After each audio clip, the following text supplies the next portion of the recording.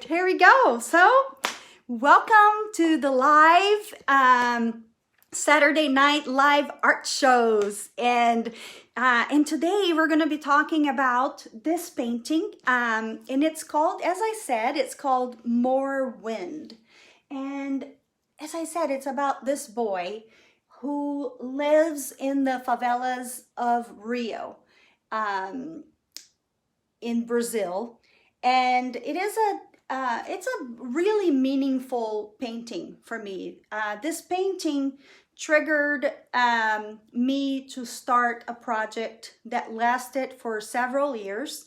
And I visited Brazil, and it all started with this painting. I visited Brazil, did a project with the favelas of Brazil, and was able to visit the communities where this boy would have grown up in. And when I painted it, what I didn't realize was that it was more of part of my story as a Brazilian than I expected it to be. I grew up in Brazil, but I was from a middle-class family and lived in Rio for 6 years. But I never, the favelas, the slums, or the shanty towns, they were part of the background of my life. They were never part of really what, of my day-to-day life. So it even surprised me when I painted this painting. And there are several things that that bring to mind what this painting is about. But let me turn around the camera again, and I'm going to tell you a little bit about some details of the painting so you can wrap your mind around a little bit of the story that I told myself as I was painting this painting, so you can kind of imagine it maybe the way, if I can tell you the way I imagined this painting and what inspired me, maybe you can imagine it the same way, and maybe it will resonate with your story and with what you see. And I'd love to see what you to learn what you see in this painting. Okay, so let me turn the camera around again, and let's take a look at the painting and a couple of details. As I said, the boy is playing with his kite. Kite playing is used to be, I don't know about right now, but growing up, kite playing was a very popular game. We used to make kites when we were kids, and they were usually made out of very inexpensive paper. And Kika querida, welcome. They were made out of inexpensive paper that we would buy at a little newspaper store, a little shop, in neighborhoods, and pieces of bamboo that we would cut with very dull knives that we would steal from grandma or mom, from the drawer, and that they never knew about. And we would cut the pieces of bamboo and make the little kites. And we would use glue, like Helmer's glue or school glue, what we called it. And we would make kites, and all we needed was just paper, bamboo, pieces of bamboo, or very light wood, or balsa wood, or whatever the lightest wood, string, and wind. And off we were to fly our kites. And also we needed a place that we could just fly those kites and just have a great time. And that was a memory from my childhood. And when I imagined this painting, that was the first thing that I wanted to show, is that this boy, his interest, his main focus was with playing with his kite. Although he is in the, in the midst of rubble and trash and, a very, very extremely poor neighborhood, his main concern is untangling the mass of strength that he's found himself, because as soon as he put his kite up in the air, the wind stopped and he had to untangle the mass. So, and that was the image that kept coming to my mind as I was painting this painting. But imagine, just look, if we look up, if our gaze just looks up at the painting and we look up at the buildings, it's almost like a multicolor, like a, what would be the word? Let me think of it. Maybe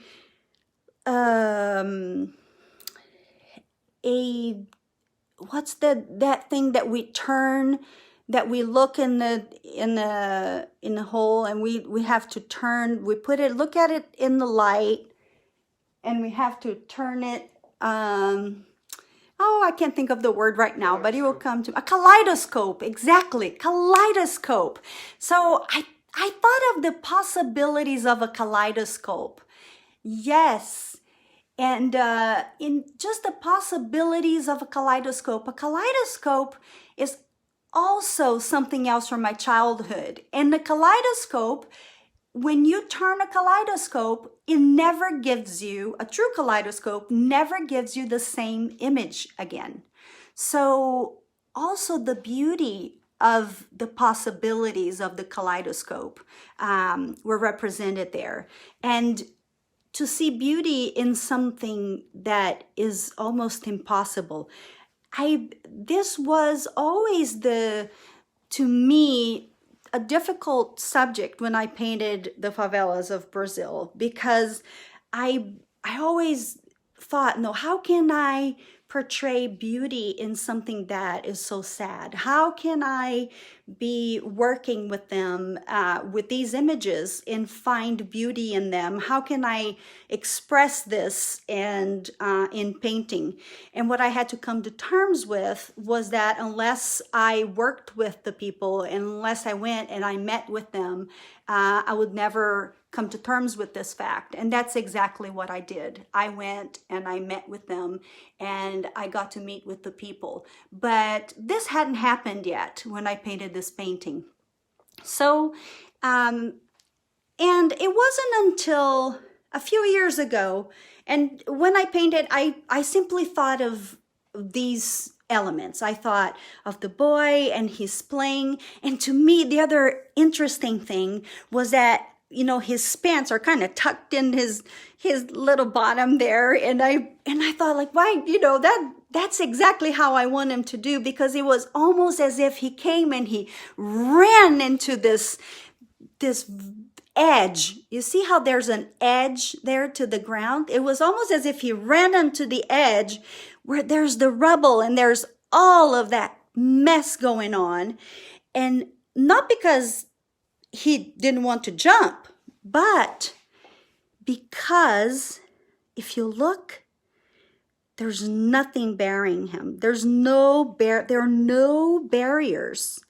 And if you ever visit a favela, the first thing that you see is that you almost can't see the sky, because it's a tangled mess of wires. So in order for boys to be able to fly their kites, they have to clear all the wires, like for electric wires, you know, from electricity.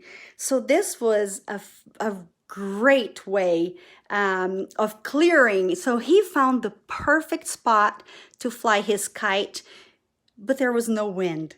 So he's waiting and he's hopeful. So let me turn, hold on, let me go back here. So, turn my camera around.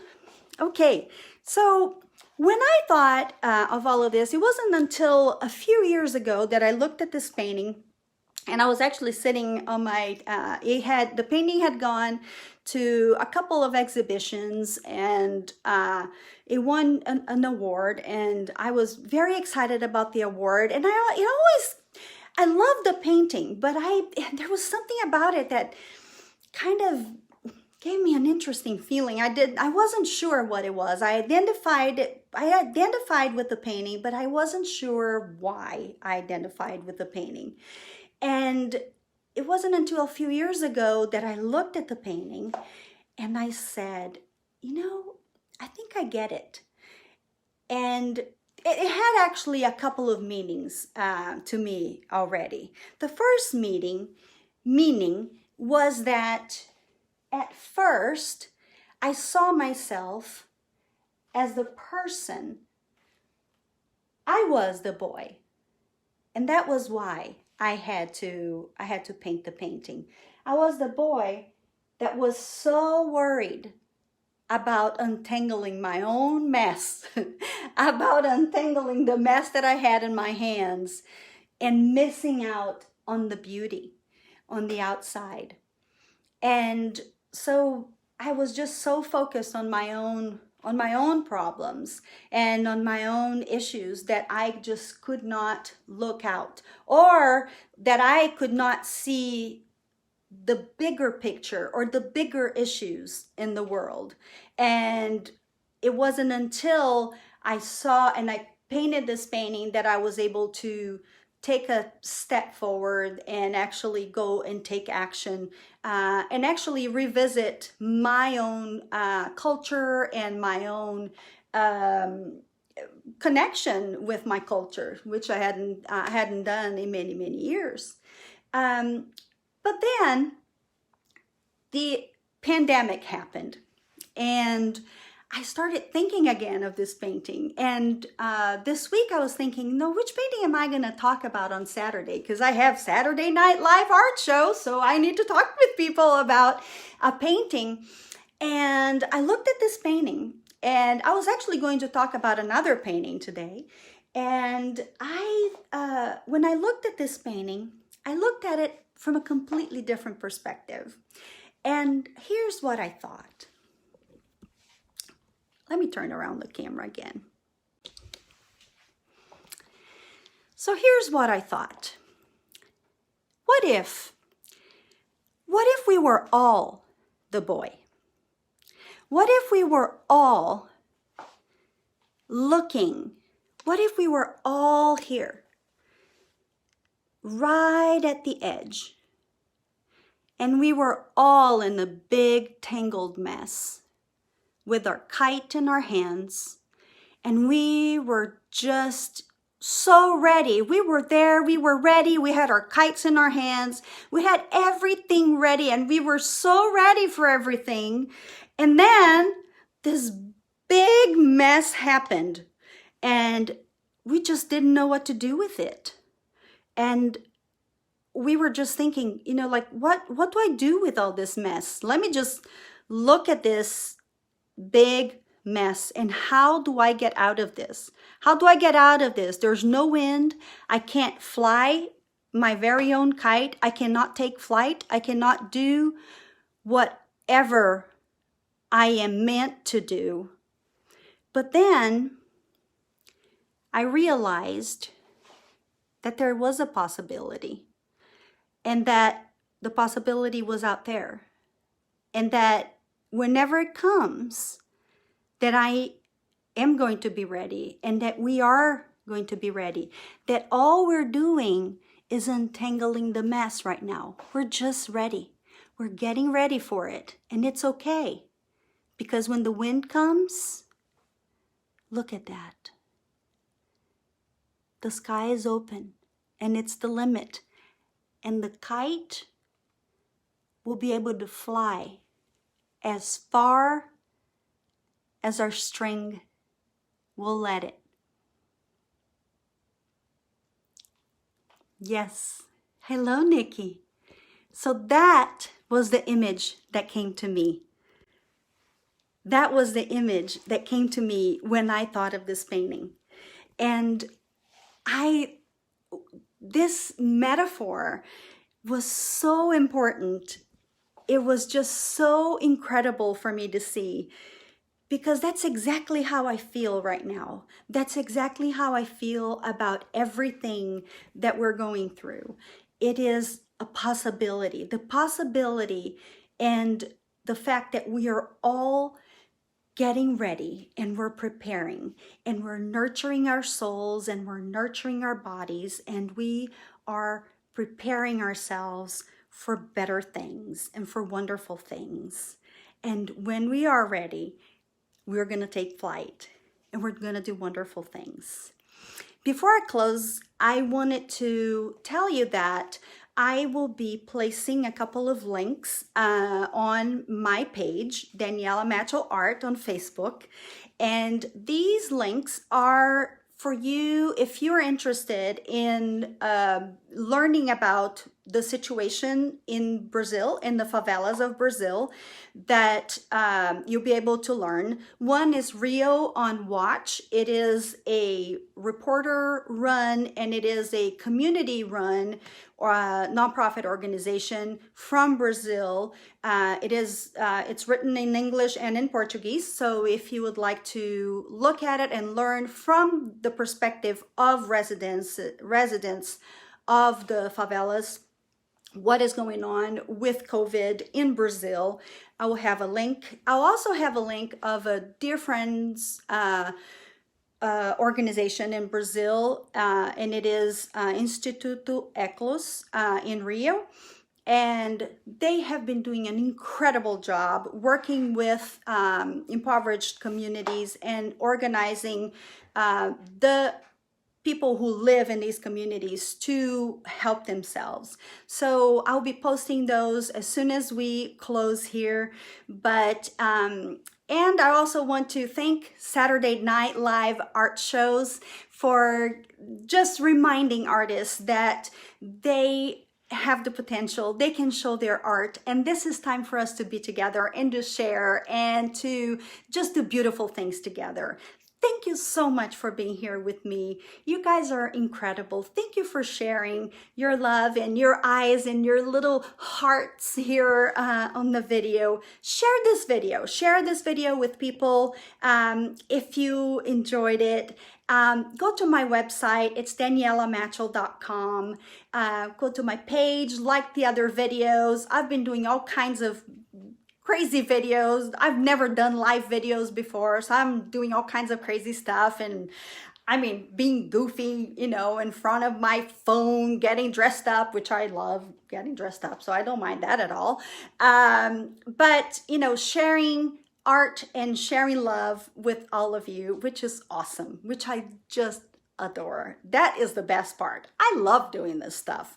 So enjoy your Saturday. Have a glass of wine, have a glass of water, have a beer, have whatever it is. But most of all, be safe and prepare yourselves and your souls and your hearts for when this is all done and it's all in our past, to take flight and just be the best human beings that you can be and bless this world. Mwah! Beijos for all of you, and I will talk with you soon. Thank you for being here. Have a wonderful day. Take care.